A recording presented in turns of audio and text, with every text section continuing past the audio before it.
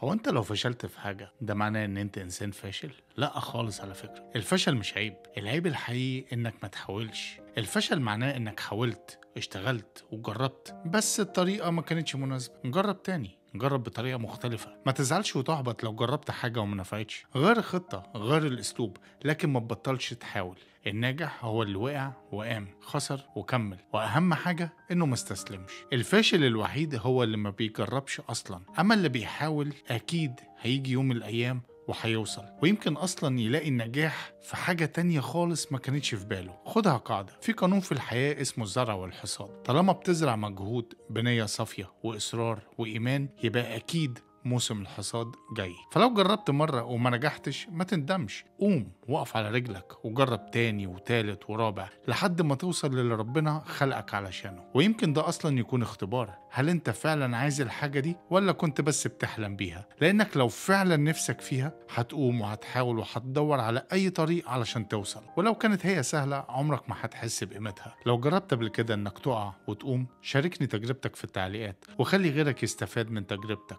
احنا كلنا في رحلة، خلينا كلنا نعلم بعض.